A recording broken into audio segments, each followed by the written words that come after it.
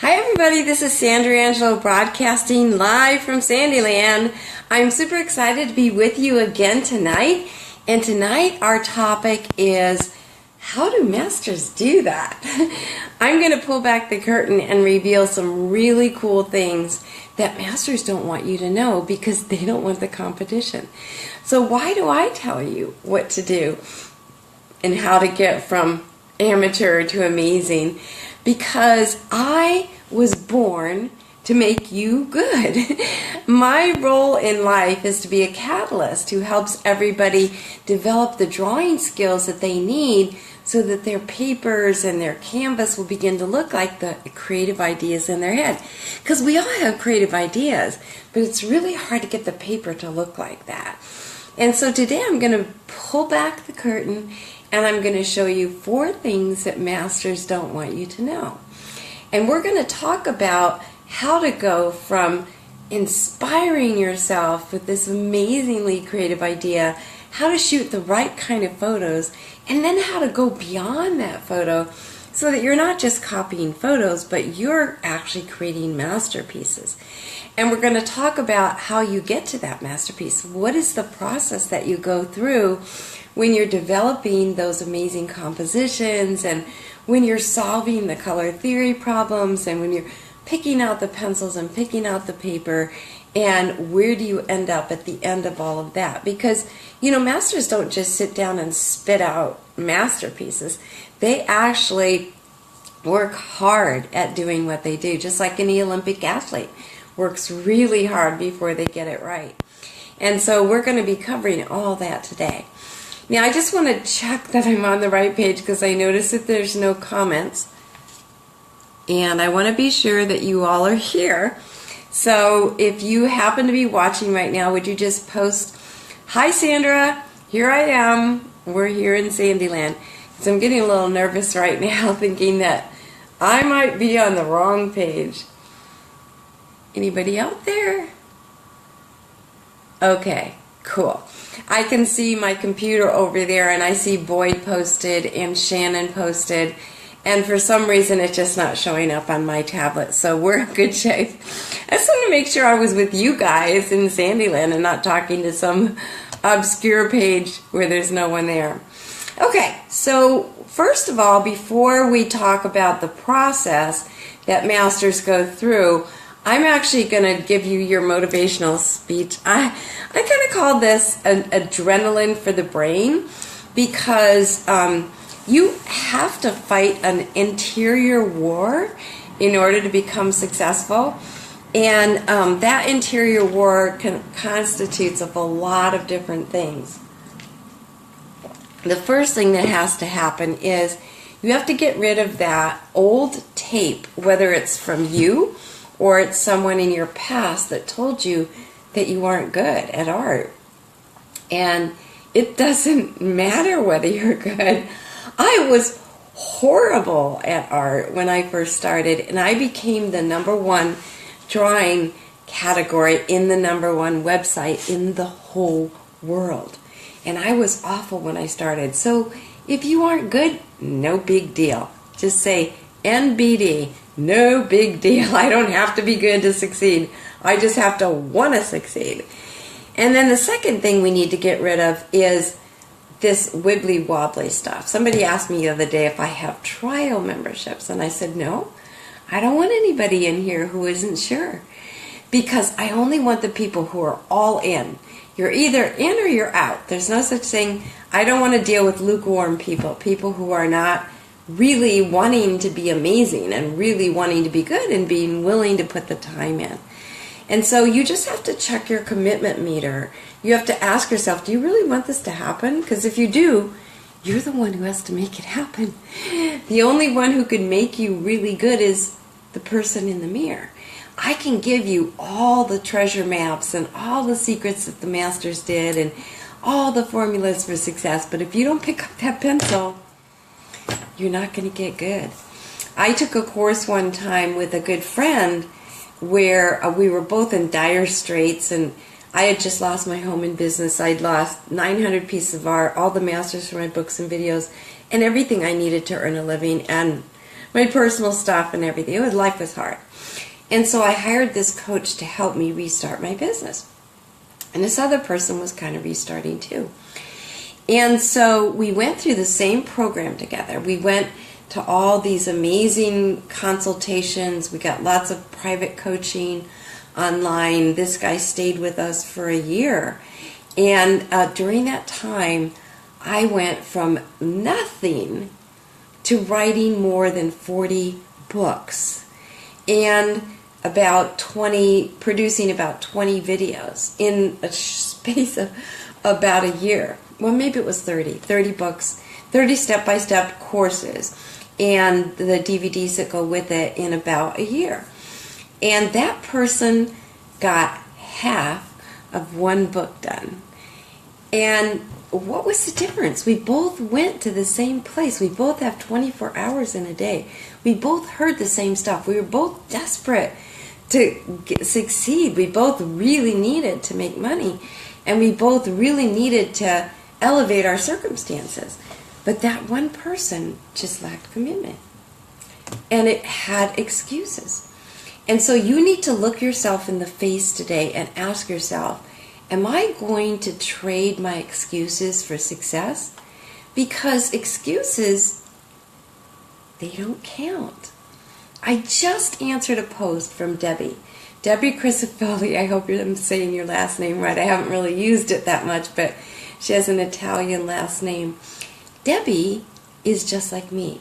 About a month and a half ago, the California fires burned everything she owns. And that would be the perfect excuse to just give up her art dreams. Because she's got to rebuild a house. She's got to rebuy everything. She's got to manage everything. But do you think it stopped her? No! She was in here posting today. She doesn't know how to look for a pinned post, so she was posting her goals under yesterday's videos. Because she's not giving up. And this is somebody who's had to move 5 times in the last month because she was trying to find a place just to sleep. You know, homeless, pretty much. Her and her dog moving from place to place. And she's not letting it stop her. And she has valid excuses. I mean, I feel like saying to somebody who says, oh, you know, I work. I want to say to them, and? Do you have a lunch break? Can you get up an hour early? Can you stay 1 hour late and train your family to not expect you for another hour and just stay at that desk and draw? Could you stop at a library on the way home and draw for an hour?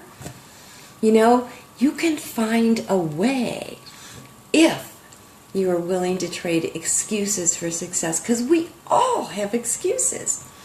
I had an excuse not to succeed again. I lost everything. My business was 17 years old and very prosperous, an international business. And I lost 900 pieces of art, all the masters for my books and videos, all my personal photos. I could go on and on and on with a long list of excuses, but I didn't let it stop me. And before you knew it, I was back on top and the #1 brand. Was it easy? No. Success is never easy. But you know what? Failure's even harder because you do the same stuff. And at the end of the day, you don't get a trophy. And you don't earn money. And you don't publish books. And you don't do all these things you wanted to do. You pretty much walk the same path when you're a failure. The only difference is you don't get anything at the end of it. Whereas if you'll tough it out with the hard stuff, you get a reward. You get a reward. And we talked yesterday about what is your why. Why do you want to be successful? Robert Teeple has been in my colored pencil college for the past 2 months, I think it was, we had. And I was giving them private coaching, and he just got addicted. And I think he's 70.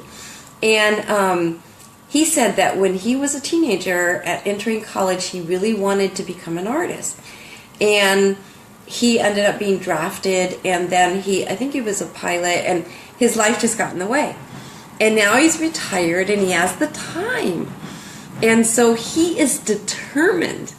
He is determined to find a way, to make it into my atelier because he got an invitation. He got an invitation, one of those coveted invitations, because during Colored Pencil College, he was there every day. He was always doing the work. Even if he failed, he would do it again. He would take our advice. We have 3 coaches in my atelier. And he would take advice from Joanne and from Bruce and from me, and he'd fix it. And he'd keep doing it and doing it and doing it until he got it right. He has the it factor. The it factor is no excuses. I keep showing up. I've got tenacity. I have drive and I want to make this happen. Did I mention talent? Nope, not necessary. You don't have to have talent. For 20 years, all I taught was people who were drawing stick figures. I mean, I really specialized in taking people from stick figures to amazing masters in a really short time, and it happened over and over and over and over because I have this amazing formula in pencil drawing college that just fixes your drawing problems.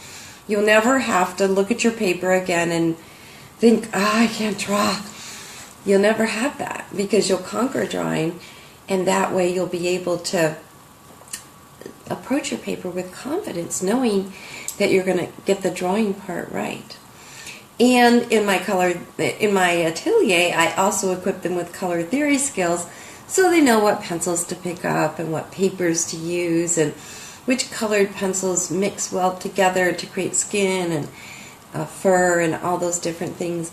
And then we also take them through Colored Pencil College where they learn all the secrets that I gathered, because I had 11 years where I was the international executive of the International Symposium, and I brought all the masters to San Diego to teach their techniques. And so now I know everybody's secrets.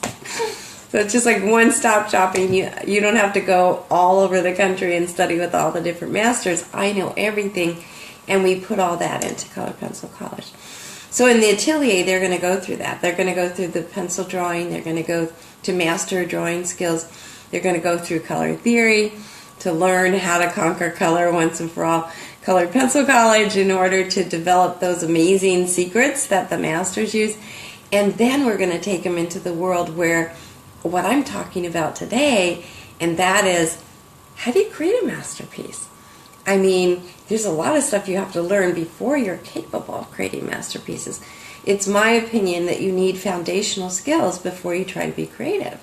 So it's like if you took a writing class, you need to learn grammar, punctuation, syntax, spelling, diagram, sentence, and then you can be creative with writing a comic book or a screenplay or a novel or a technical manual or whatever. But until you learn how to write the structure, you can't be creative.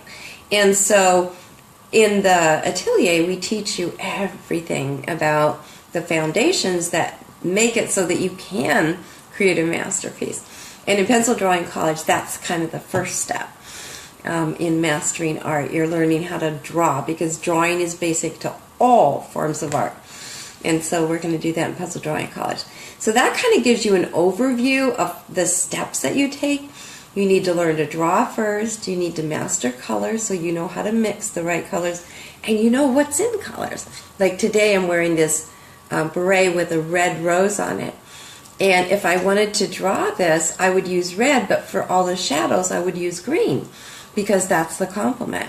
And then there's green leaves or flowers over here, and in order to dull those shadows I would use red, because that's the complement.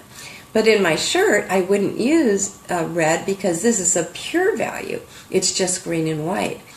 And this is a pure value of red, which is actually has a little bit of blue in it too.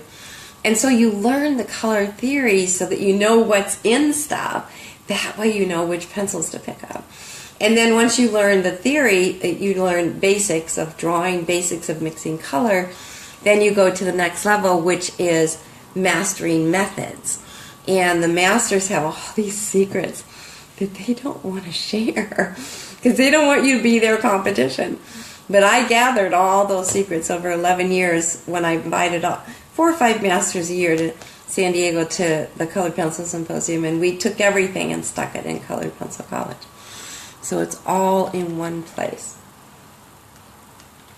And after you master the methods of colored pencil, then we tiptoe into what I'm going to show you today. And that is, how do you start? If you want to create a masterpiece, where do you start? What's square one? And so today I'm actually going to walk over to the computer like I did before. And it's a little bumpy when I make that transition from the desk where I'm talking over to the computer.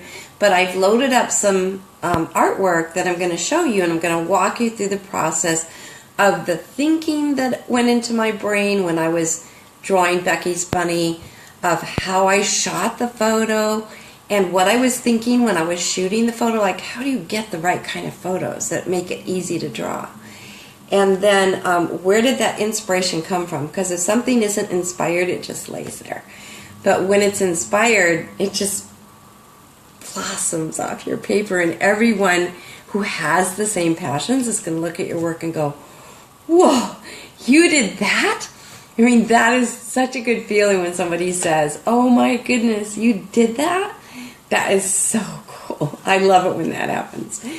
And so, and then I'm going to talk about how I chose the pencils, the color theory charts that I used, and then I'm going to show you the masterpiece that I created that everybody was just crazy about. I mean, everywhere I posted it, there was just this electrical reaction to it. And, you know, it was electrical to me too, but it was surprising me that something that was kind of so simple could also electrify other people. But it's because when you create the art that inspires you, it's going to inspire your collectors that love the same things. And they're going to pull out their wallet and say, can I buy that? Because they know they can't do it themselves, but they want it on their wall. And they want to have that wonderful feeling that you felt when you were created. And so, you know, only 9% of the population in the United States uses art supplies, so we're kind of a rare bird. People look at us and they kind of want to know what makes us tick, and they want to collect our work. There's a lot of collectors out there that really want to buy art. And so we need to know how to engage them and how to get them to come and look at our stuff and just go, whoa, that's insane. And I want to have this. How much is it? I mean, that's the ultimate compliment when someone pulls out a checkbook and they say, oh my goodness, I have to have that. And that's happened to me so many times, and thousands of dollars, and even became a millionaire doing what I love. And it's all just about paying attention to the successful people and copying what they do. So we're going to talk about how to do that right now. I'm going to pop over to the computer, and we're going to go through those 4 magic things that masters don't want to teach you. So I'm going to switch the camera around just for a second here. Here we go. That should work. Let's see, I got to look through my bifocals. Hang on. Come on, camera, you can do this. There we go. Okay, whoops, it came back. Not on me, camera. Okay, whoops. I had to not be impatient and let it do its thing. Come on, you can do this, tablet.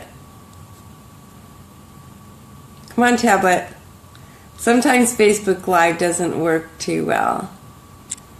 There we go. Okay, here we go. I'm going to go over to the computer. Peanut Butter has joined us in the studio again, as usual. He loves to come to all of my broadcasts, and he's always here. It's just the weirdest thing. The other cats are in the other room, but Peanut Butter never misses a broadcast. I think he was an artist in his former life. Maybe he's Rembrandt reincarnated. I don't know. But anyway, he loves to be with us. So, I'm going to go now and show you what I prepared for you today. So hang on while I adjust the camera. Jelly didn't come to class today, but that's okay. So here we go.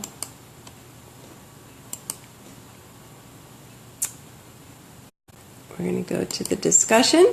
And now, Debbie, I'm going to show you what a pinned post looks like. So here's our group. This is Sandyland. You see up here at the top, this is the border, the picture for the thing. And then there's a place for you to write something. Well, right underneath that is the pinned post.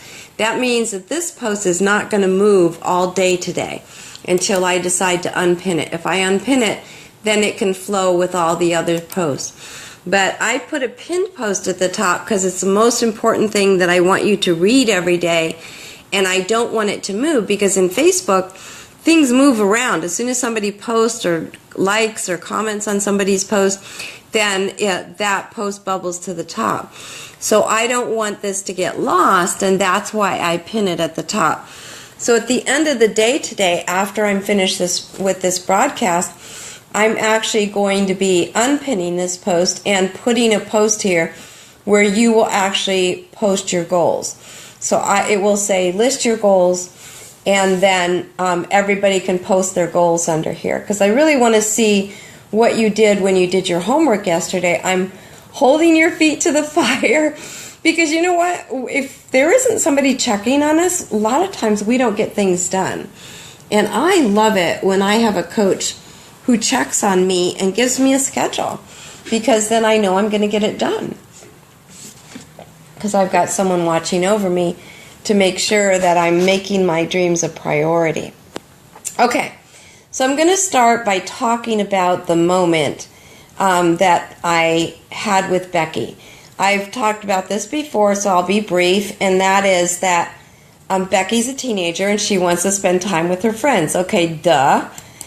But this particular Thanksgiving, she invited me up to her room, and just like the olden days when she was really little, she wanted to spend time with me. And so we spent about 2 hours with me checking out her bunny. And I noticed as I was looking at her that the light was falling on her hair. And that's one thing that can make a really dramatic painting, is for you to have strong sense of light.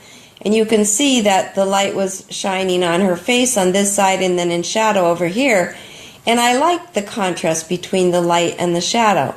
And so I knew this could make a really good drawing. There's a contrast right here between the light and shadow too. And a little bit on the bunny and a little bit on her shoulder. So I zoomed in on her cuddling her bunny in order to make this an interesting composition when I was photographing it. Because if you do the composition when you're photographing it, it's much easier to draw.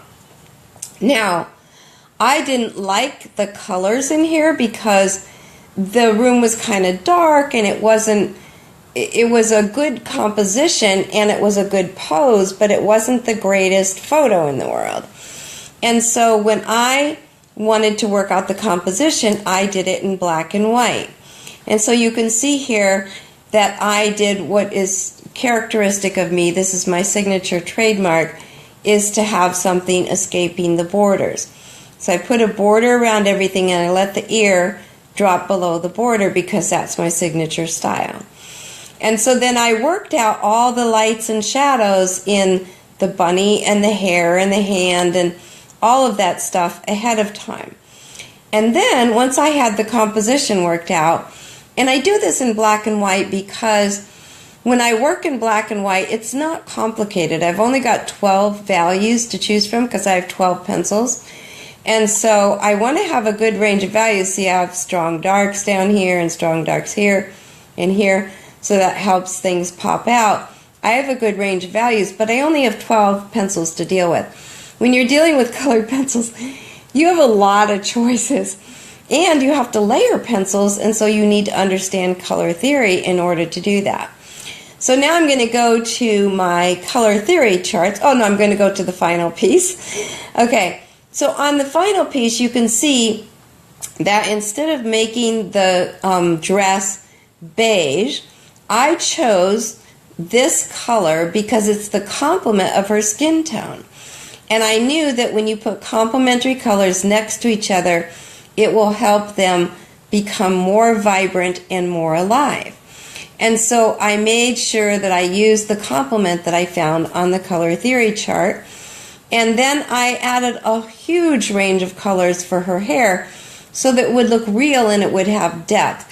Now, a beginner would just use one pencil. And in fact, I should have put up my horrible drawing that I did when I wasn't any good to show you how I chose really bad colors. Really bad. Maybe I'll do that right after I finish this talk. But you can see I layered lots of colors to get the skin tones in there too, lots of colors in the shadow. And then I also used complementary colors for the shadows in the bunny. And I made the bunny's nose pink, even though it isn't, because that would help it to pop out and come forward. So I'm using what's called artistic license. In other words, I'm not making this look like the photo. I'm making it look like a masterpiece. See the difference there between the photo and the masterpiece? I mean, the photo is charming, but the masterpiece goes beyond that and makes it pop off the paper. And I even chose the paper from my color theory charts as well, because this paper happens to be in the same color family as all the other colors in this drawing. So right now I'm going to go to the color theory charts and show you. So I happen to know that orange and blue has the color families. There's the color of the paper. And these are the colors that I used for the shadows on the bunny. And then I also found flesh tones on the orange and blue charts as well. And then I also found some blues that I needed as well. I didn't put all the color theory charts up here that I used, but I basically was working from the orange and blue family. And where did I get that clue? From her skin tones, okay? So if I was drawing a black person, I wouldn't have used the same family of colors because, and maybe not even the same paper, because the skin tones would be different. And even if I was drawing Becky in a different light, I might have chosen different colors because light really affects the colors. Light, when you shut off the lights in a room, it changes the colors. And when you're outdoors, it's different. Your same face has different colors than it would if you were indoors. So I based my palette on what I knew about color theory, okay? So that's really, really simple. Now let's just go and see if I can find, I'm just going to do a quick search here in my files to see if I can find some of my bad art, just to encourage you. Let's see, I think it was here. Let me just check. Yeah. Let's see, early art. There we go. Okay. Let's look at how bad I was. This is going to be encouraging. And I show you this because unlike other masters who won't admit that everybody starts in grade 1, I admit it. Now look at how horrible this blonde hair is. I mean, it's pitiful. All I had was the shadow and the color of the hair. That's it. Look at the difference. I'm going to go grab Becky's bunny here. Look at the difference in that hair. How many colors I had between that hair and this hair. It's horrible. Look at the flesh tones in this drawing. I didn't know squat about color theory. I was okay at drawing, but I didn't know anything about colors. Look at, I was putting black in the shadows. You never, never, never put black in the shadows. You should always use the complements. But I didn't know that. Even the shoes, I used a black pencil. And you should never use a black pencil because there's 6 different blacks. You should determine which black goes with that color. And so the difference here between the skin tones, look at the skin tones here on that face. And then look at the skin tones, whoops, look at the skin tones in Becky's face. Do you see, I used so many different colors. I think there was like 16 or 17 colors in Becky's face and probably just as many in her hair. Whereas in this hair, I used 2 pencils. That's it. I didn't know any better. And I used the wrong blacks, and I used, for the outfit, I used one color for that outfit. I was horrible. Do you see what I mean? So you don't need talent. You don't need talent to succeed in art. What you need is master's formula, and you also need somebody who can coach you through it. Number one, keeping you accountable, and number two, telling you what you're doing wrong so you can fix it, and number three, giving you the secret formulas. So I'm going to go back up now to my table and talk to you just a little bit more. And we're going to walk back this way. You can see I live kind of close to a fire station, and so there's all kinds of excitement outside my window right now. Somebody's needing help, and so the fire people are out there to give them some assistance. Okie dokie, I'm going to switch this around now, and we're going to see if we can get me back on camera. There I am. Okay, so whoops, hang on, I just left one thing over there.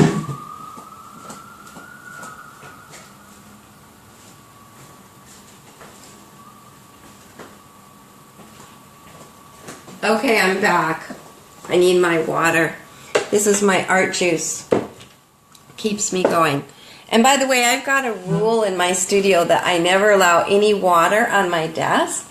It's always on a separate surface so that if you have flying cats in your studio like I do, or dogs or whatever, or even yourself, you can easily knock it over and ruin one of your drawings. And so I keep it on a separate counter. In fact, I'm going to put it back here right now because peanut butter's present. And, you know, he's a good boy, but we don't always trust him. Okay. So I'm going to kind of summarize what we talked about tonight, and that is that when you want to become a master, there's a certain sequence that you have to go through. You need to start in grade 1, and then go to grade 2 and 3 and 4 and 5 and 6 and 7 and so forth. The biggest problem that I see with most of the amateurs that are out there is they all start in grade 4 or 5 or 6. And so when you look at their work, you can tell they can't draw. And you can tell they don't understand color. And you can tell they never learned composition. And you can tell they don't know color theory. They don't know which... You can tell they've never studied with the masters because they're picking the wrong pencils and the wrong paper. I posted in a group today where there was so much bad art, and it was so sad. You know, whenever I see that, I just want to help. I want to say, you know, you could be amazing with just a few little things changed. And so, and that's pretty much what we've done here in this college is, you know, in the art village, we take people from being awful to amazing really fast. So you need to start in grade 1. So if you haven't learned how to draw, you need to go back. And even if you've been fiddling around in grades 4 and 5, you need to go back and learn how to draw. And then after you learn how to draw, you need to master color. You could see in my drawings, my horrible before drawings, that I didn't know squat about color theory. I was using one color for the flesh and 2 colors for the hair. Nobody's hair only has 2 colors unless you got some help from Clairol. I mean, real hair has a lot of colors. And I didn't understand about mixing. I didn't choose the right papers. I didn't choose the right pencils. I didn't choose the right colors. So again, you've got to go into color theory and master colors so that I know when I look at this that the shadows here are mixed with green and the highlights have a little white in them. But here, the shadows are mixed with white. I mean, the highlights are mixed with white and the shadows don't have any of the complement because this is of pure value, and so is this. And so you need to know how to choose the right colors to mix. So you just don't sit there and end up with mud on your paper every time you're trying to mix. And your stuff just looks flat. It doesn't have any dimension or pop off the paper because you don't understand color. And then after you master color theory, then you need to explore colored pencil and learn all the master's methods. So you don't have to spend 30 years in your own studio figuring it out. You just use the papers and pencils and all that stuff that they suggested, and you use their techniques, and all of a sudden you'll see your work take off like a rocket, like mine did. And I started being inundated with unsolicited commissions because I became so good so fast. And then after you've mastered all those foundations, then you can jump into working from your own photos like I did just there. And I keep telling the people in my atelier when they're trying to get from, mastering foundations, because we do master foundations in the atelier. But when they're trying to make that move from mastering foundations into creative art, I always say this to them: masters don't copy, masters compose. Now, when we're early in the foundational stage, we copy. We copy the drawings to learn how to do the textures. We copy the colored pencil techniques. We copy lots of stuff because that's what files all that stuff into your brain. When you're copying, Rembrandt, and he's doing this amazing fur on the collar and velvet and pearls, copying that teaches you how to do fur and velvet and pearls. So it's important to copy at first. But once you graduate beyond copying, then you want to compose. And then you want to know, well, how do I shoot the right kind of photo? How do I compose? And how do I get from what's in the picture to a masterpiece? How do I know which colors to use? Well, it all comes from the foundations. It comes from building those foundations so that when you're ready to be creative, you know what to do. And I remember one time when I was in my master's program, my MBA, I have an MBA in marketing, and I had never had any business background. I highly recommend it for every artist. Business is the reason that people succeed. You are either, if you're good at business, you're going to succeed. If you're bad at business, you're going to fail. And it's just a fact of life. That's why so many artists fail, because they don't understand marketing. So anyway, I got an MBA, and I took this course called macroeconomics or microeconomics. I can't remember because I've had enough therapy to forget. But I can tell you this, the counselor recommended that I take the course before the prerequisite. So one of them comes first, and I can't remember which one it was. But all the way through that course, I was just shaking my head and saying, huh? And then when I took the prerequisite, I said, oh, that explains it. So if you've had grade 1, grade 2 makes sense. If you haven't had grade 1, grade 2 doesn't make sense. And if you haven't had grades 1 and 2, grade 3 really doesn't make sense, and it shows up in your work. You can't fool collectors. I mean, they know good work when they see it. And they're going to look at your bad art and they're going to say, like today even, I was looking at a group that had a couple of good pieces in it. And I clicked on one of the pieces that was really exceptional. It was really well done. And so I was super excited to go see more of that artist's art, because I like to show you really good art. Whenever somebody's good, I like to shout it to the world and say, look at this artist, they're really good. And I like to shine the spotlight on them. So I went to that person actually put a URL, because I complimented him, and so he was really flattered. So he put a URL in the comment. So I clicked on his URL and I thought, oh, I'm so excited, I'm going to go see a whole bunch of work that I can show to my students and I can tell the world about him. You know what? That was his only good piece. That's what's so sad. That's what's so sad, is so many people, they might get it right once or twice, but then they've got the portfolio with 20 bad pieces. And so when your clients go to your website and they see this amazing piece and they want to hire you, and then they go to your website and see that you've got 2 good ones and 18 bad ones, they're not going to hire you. Because the odds of you getting a good one for them, they're really small. And that's why it's so important for you to build these foundations. You've got to do the work. You've got to do the underpainting, the work that it takes to build strong skills. And here's the good news. It's fun. It's super fun to learn how to draw and to look at your paper and say, whoa, I cannot believe I just did that. I was talking to somebody today online that said, when I draw, I just disappear. It's like the world doesn't exist, and I forget what time it is, and I just go into this zone. I call it the Serenity Zone, and I just zone out. And I literally do just reboot my brain because it's so relaxing. So the process is fun. Grades 1 and 2 and 3 and 4 and 5 and 6 are fun. But they're not fun if you haven't had grades 1 through 5. You'll always be banging your head saying, why isn't this good? What am I doing wrong? It's so frustrating to be bad. That's why when I was bad, I wanted to be good so bad. I spent a lot of time and money drawing, using the wrong supplies and reading books thinking I was going to make it better. And I didn't understand how important it was to study with somebody who knows what they're doing. I was just doing, stuff with local yokels and not masters, people who weren't better than me. And so I wasn't getting better. It's like when you play tennis. If you play tennis with someone that's worse than you, you're not going to improve. You play tennis with someone who's better than you, you will improve. That's why I always played with my dad.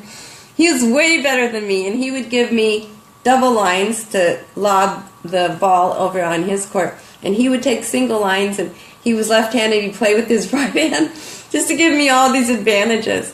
And still, it was tough to beat him. He was very, very good. But I got better by playing with him because he was better than me. And so it's really important for you to surround yourself with people who know more than you, and people who are encouraging, and people who can show you the shortcuts. Instead of taking years and years like I did to become successful, it can happen fast. I showed you yesterday how Carol Leather, from my apprentice from the UK, literally in 6 months, she was fielding her 7th commission for thousands of dollars, because that's how quickly she became good. And Joanne Ray, who's one of our atelier coaches, has already had a couple of commissions for several $1,000s. And, it feels good. It feels good to cash big checks and have people affirm you. It's nice when they say that you're amazing, but it's even more fun when they write you a check. So that's what I've got for you today.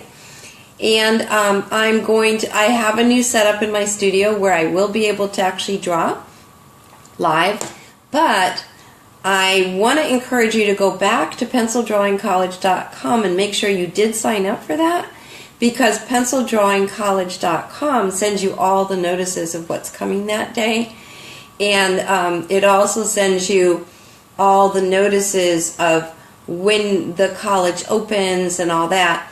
And as it turns out, we actually have a couple spaces that opened up in the atelier. So I may end up extending an invitation to the atelier where you go, not only do you do pencil drawing college, which is just 6 weeks, but you're going to get access to a 6-month program where you go from, it's a 9-month program, where you go from 0 to, all the way to creating original art, like I described tonight. And you do that with other people who are really serious about art, so that you can make epic strides. I mean, it's amazing to see how quickly people get fast when they follow the instructions. I always insert that disclaimer because there are some people who will just show up for class and they'll post comments or, talk about what they're going to do, and they never do anything. We had to let one atelier student, it was really sad, we had to let her go because she wasn't doing any work.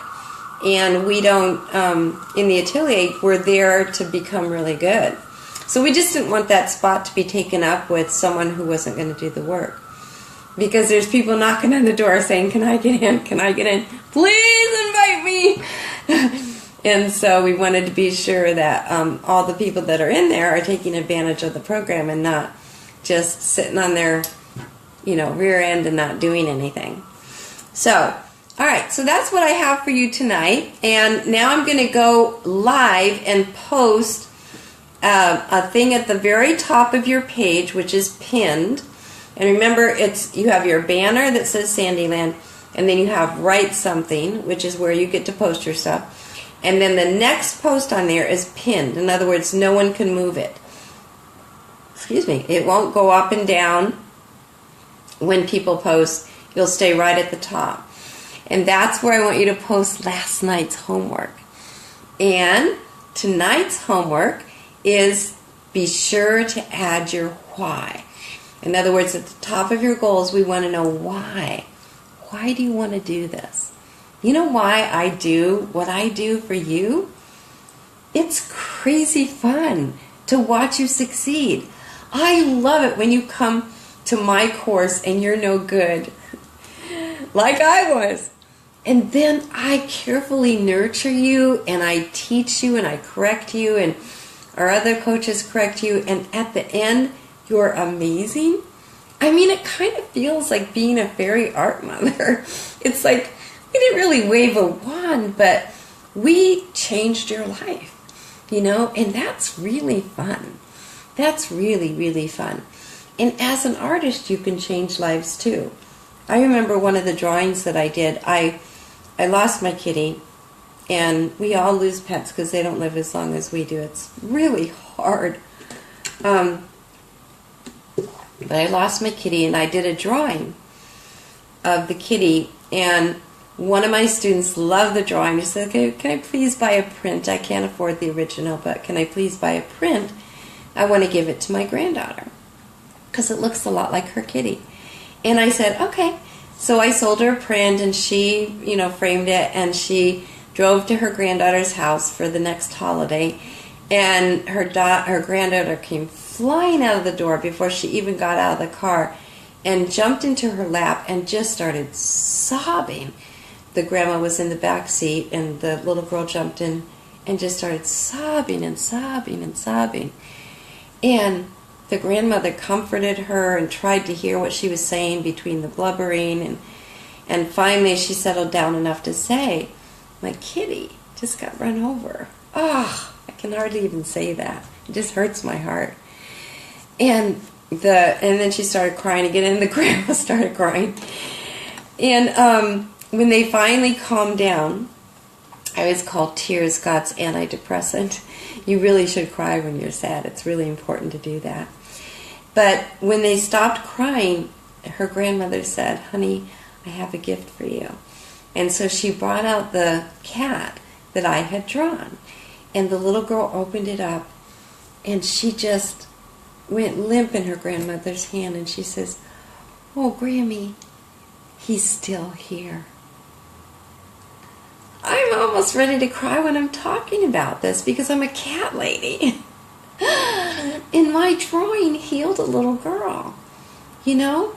Wow. Is that cool? You know?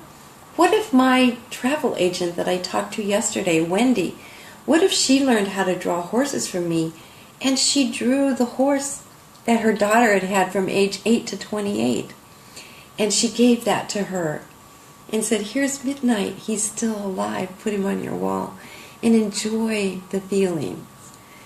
You know, you can change people with your art. When I was a little girl, I was separated from my parents during the war, and I didn't know if they were alive or dead. And I was in a place where they had this picture on the wall. It was a picture, you probably all know it. It was an angel hovering over two little kids that were going across a raging river, and the bridge had big holes in it, so they could have easily fallen. But the angel was hovering over the bridge. And you know what? I'm just about to cry when I tell you this. I'm so sentimental. That art just told me it was going to be okay. It was my sister and I who were separated, so we were those two little kids on the bridge. But there was an angel there. That angel protected me.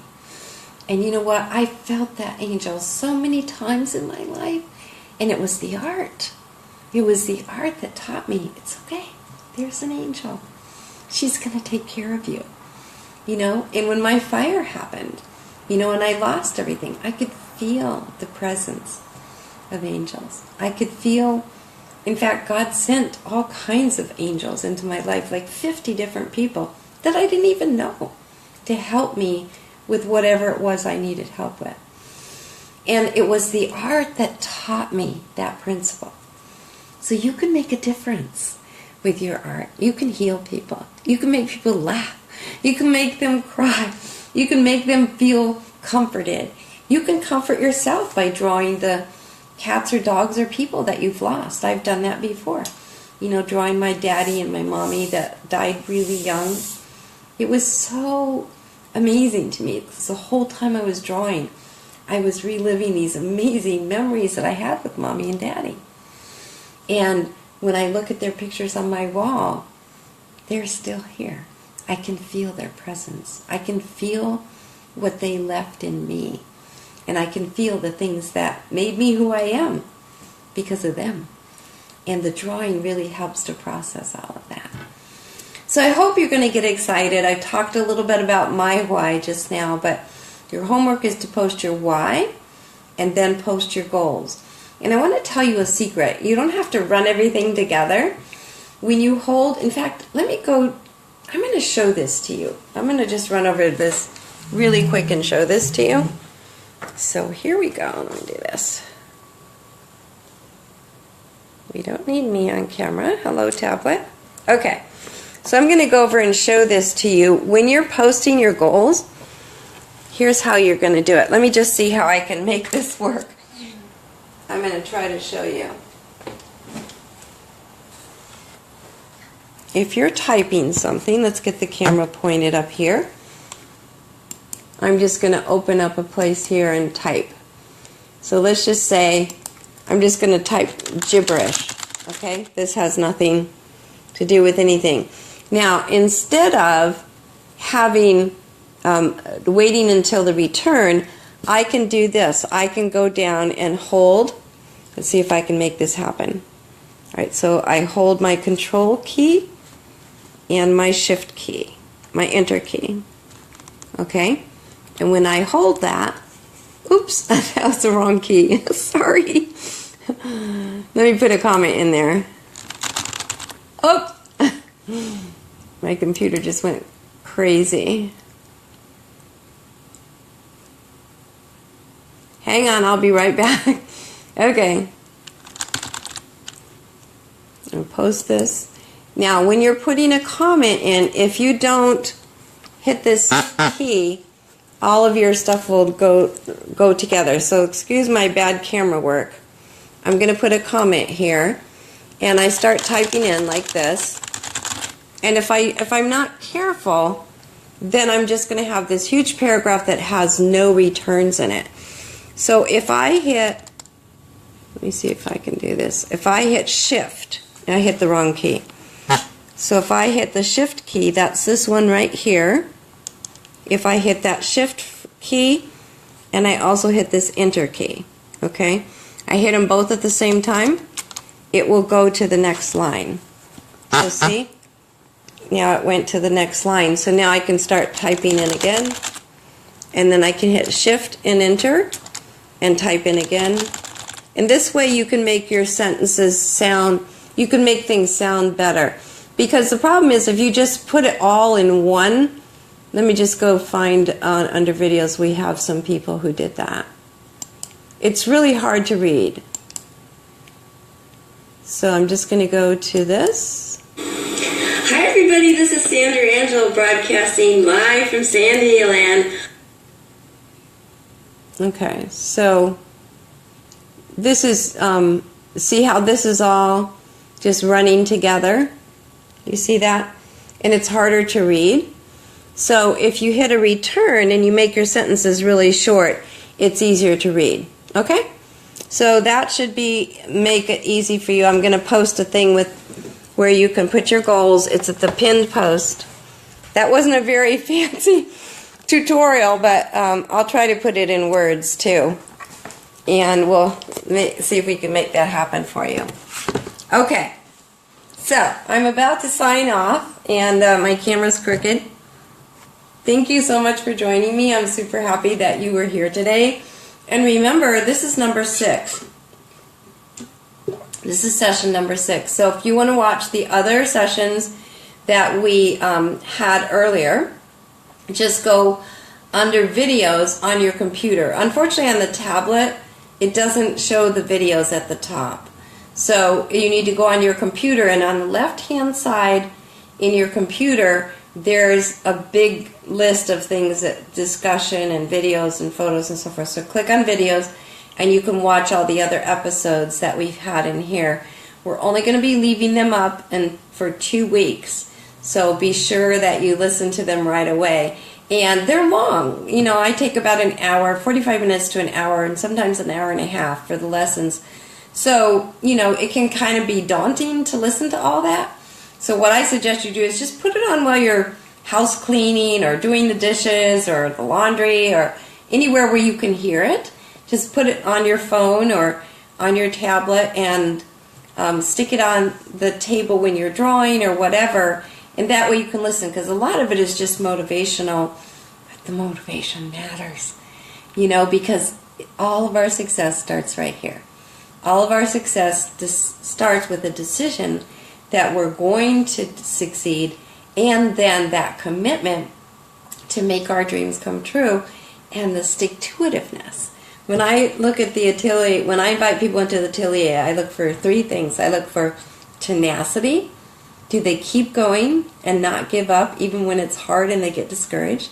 Are they teachable? In other words, are they listening to what I say and making changes appropriately? Are they following the rules and the lessons? Because there's certain formulas for success. And if I tell you to make cinnamon rolls with cinnamon and nuts and frosting and all these wonderful, delicious tasting, they're not healthy, but they're very delicious, and you go, oh, well, that's not healthy. I'm going to leave off the nuts. I'm going to leave off the frosting. I'm going to leave out the white flour. I'm going to use olive oil instead of butter. And then you come to me and you wonder why your cinnamon rolls taste terrible. You didn't follow the recipe. You know, so I look for teachable people who follow the recipes that I give you. And then the third thing I look for is kindness. Are you kind to your fellow students? Are you kind to me? Are you polite? I don't mind you asking questions or even pointing out mistakes that I make. I welcome that, because I make typos. We just made one today when we posted the time at 6 instead of 7:30. That was an old post I was copying in there. And so I love it when you point out my typos. I don't mind when you ask questions and all that, but are you nice about it? Are you kind? And are you kind to others? Do you encourage them? Do you click like? Do you click like a lot? Or do you put a heart by people's work so it just makes them feel good when they see that a bunch of people have liked their drawing or a bunch of people have liked what they're saying? Do you participate in the community? Are you part of our tribe? Did you try to become one of the family? Because we are kind of a family. And we work hard to succeed together. And when we have our live events, you know, with the atelier gets to come to a live event with me, we build the most amazing bonds. It's just phenomenal.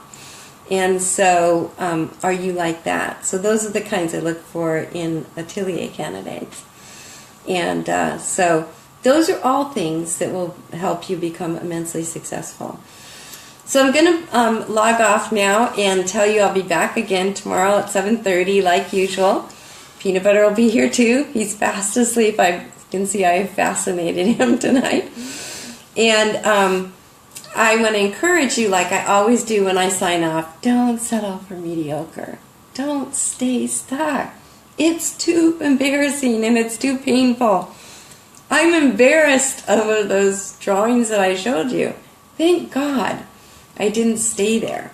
You know, thank God I didn't stay stuck, because now when I look at my work, I'm proud of it. I'm happy to show it to people because I know that it's the best. And I know that it's what I do well. And it feels so satisfying to do something really, really well. And then, so I want to encourage you, always go for the gold. And then believe that there will be miracles. There will be miracles. I will see you tomorrow. Bye from Sandyland.